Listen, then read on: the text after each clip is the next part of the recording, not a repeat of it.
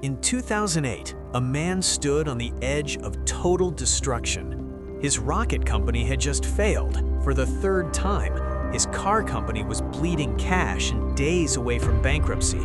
His wife had left him. The media was calling him a fraud. He was borrowing money from friends just to pay rent. He had one rocket left, one launch.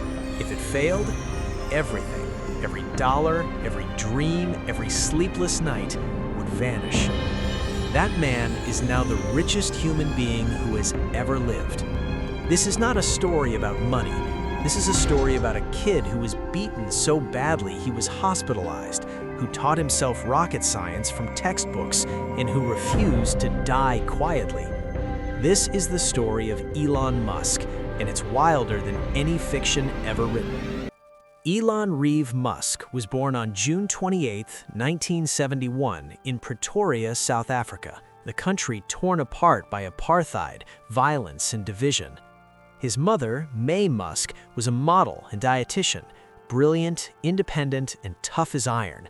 His father, Errol Musk, was an engineer. On the surface, the family looked successful, but behind closed doors, it was a nightmare. Elon's parents divorced when he was 9. He made the decision to live with his father, a choice he would later call the worst decision of his life. Errol was emotionally abusive. Musk has described living with him as miserable, years of psychological torment that left deep scars he carries to this day. But school wasn't an escape either. Elon was small, he was quiet, he was obsessed with books and computers while other kids played rugby. That made him a target. He was relentlessly bullied, not just name-calling, violence. A group of boys once threw him down a flight of concrete stairs and beat him until he lost consciousness. He was hospitalized. His face was so swollen his own family barely recognized him. But here's what's remarkable. Even through all of that pain, his mind never stopped working. By the age of 10, Elon got his hands on a Commodore VIC-20 computer. The manual that came with it was meant to take 6 months to learn. He finished it in 3 days. By 12 years old, he coded and sold his first video game, a space-themed game called Blastar. He sold it to a computer magazine for $500. While other kids were playing games, Elon Musk was building them, and he was dreaming about something much, much bigger.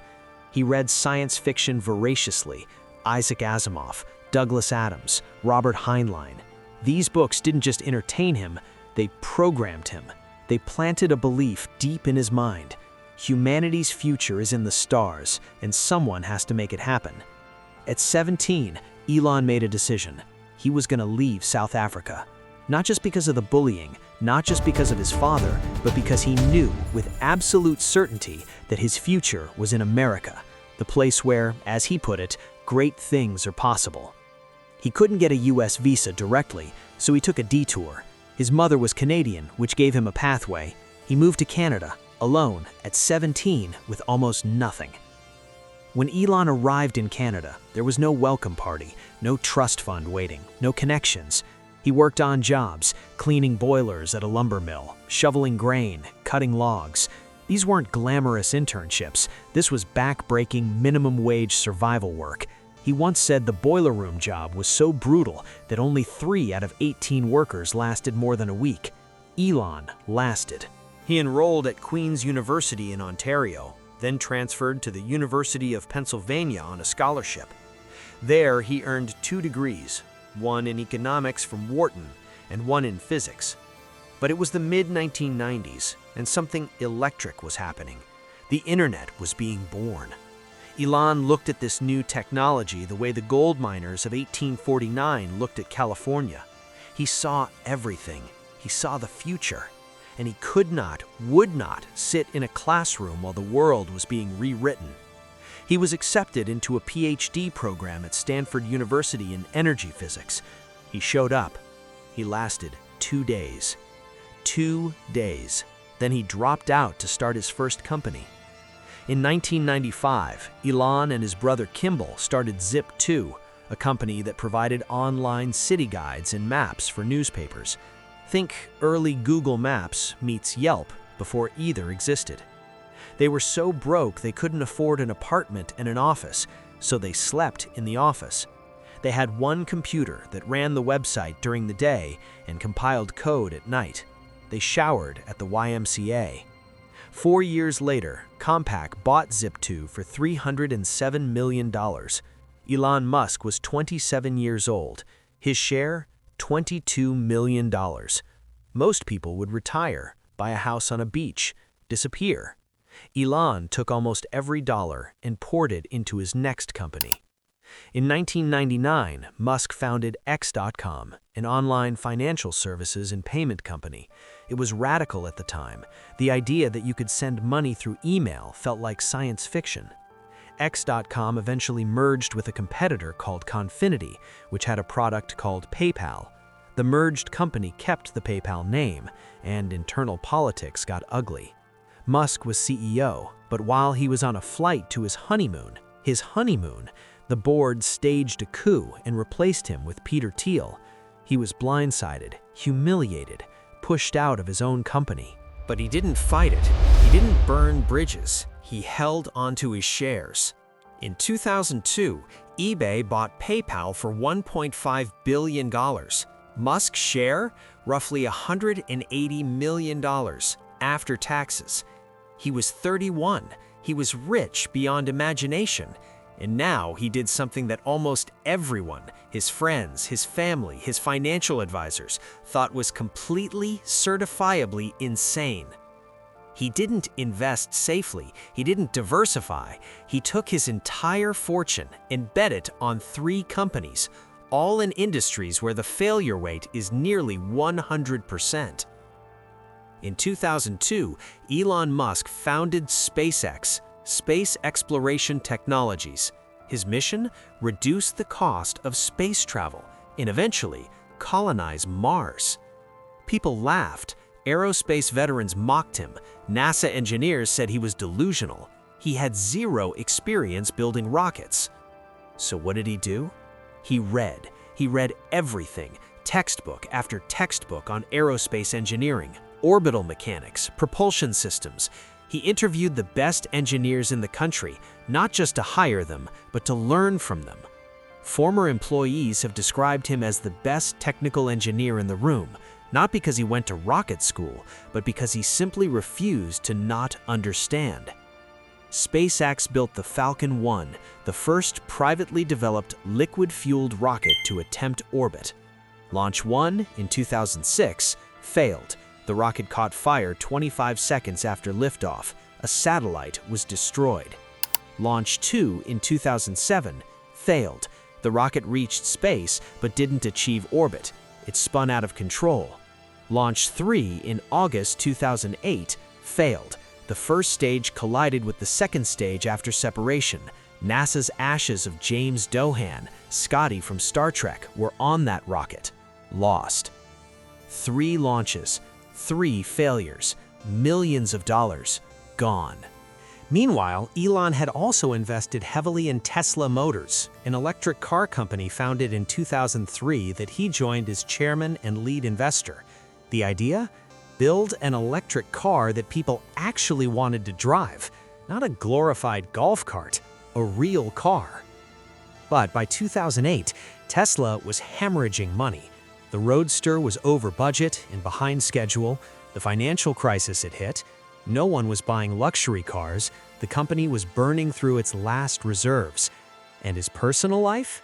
Shattered. His first marriage to Justine Wilson ended in a painful public divorce. Tabloids circled. He was emotionally broken. Let me paint this picture clearly. It's late 2008. Elon Musk has invested approximately $100 million into SpaceX, $70 million into Tesla, and $10 million into SolarCity, a solar energy company. All 3 are on the verge of collapse. He's borrowing money from friends to pay his rent. He can't sleep. He describes this period as the worst of his entire life, worse than the bullying, worse than his father, worse than anything. He tells a reporter, "I was waking up in the middle of the night with the sheets drenched in sweat, having literal nightmares about the company's failing." He has enough money for 1 more SpaceX launch. 1. September 28, 2008. Falcon 1, Flight 4. The rocket lifts off from Kwajalein Atoll in the Pacific Ocean. First stage, nominal. Separation, clean. Second stage ignition, perfect. 9 minutes and 31 seconds later, Falcon 1 reaches orbit. SpaceX becomes the first privately funded company to put a liquid-fueled rocket into Earth orbit. Elon Musk breaks down crying in front of his team. Weeks later, NASA awards SpaceX a $1.6 billion contract to resupply the International Space Station. On Christmas Eve 2008, just 3 months after that launch, Tesla secures an emergency funding round that saves it from bankruptcy. Elon Musk survived. Barely. By inches. And then, he didn't slow down, he accelerated. 2012, Tesla launches the Model S, which wins Motor Trend Car of the Year and is called the best car ever tested by Consumer Reports. It proves electric cars aren't a compromise, they're superior. 2015, SpaceX does something the entire aerospace industry said was impossible. They land a Falcon 9 orbital-class rocket booster vertically back on the launch pad. Reusable rockets. The cost of space travel drops by a factor of 10.